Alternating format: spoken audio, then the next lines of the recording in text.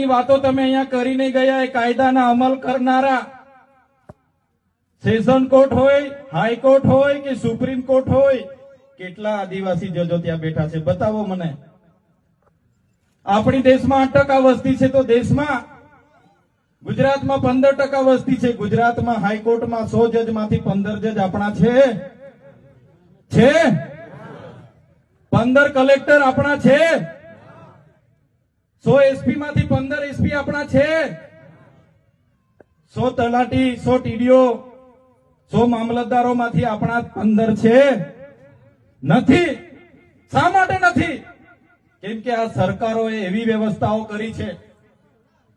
આજે તમે બજારમાં જશો, ગાંધીનગર જશો, અમદાવાદ જશો, સુરત જશો, ભરૂચ કે વડોદરા જશો, 100 માંથી 90 મજૂર આદિવાસી મળશે, પણ 100 માંથી 2 જજ આદિવાસીઓના મળશે નહીં. આ પરિસ્થિતિ છે. આપણી સંવિધાન કેટલું સરસ છે. સંવિધાનમાં આપણા અધિકારો છે. અનુસૂચિ 5 ના અધિકારો છે, રૂઢી ગ્રામ પ્રથાના અધિકારો છે, રૂઢી ગ્રામ સભાના અધિકારો છે, પણ જ્યાં અમલીકરણ અધિકારીઓ આપણા નથી, ત્યારે આ સંવિધાન નું અર્થઘટન ખોટું કરીને આપણી સામે આટલા મોટા પડકારો ઉભા કરવામાં આ સરકાર લાગેલી છે. અમે ધારાસભ્ય છે, અમારા અધિકારો અમે જાણીએ છીએ, અમારો પાવર અમે જાણીએ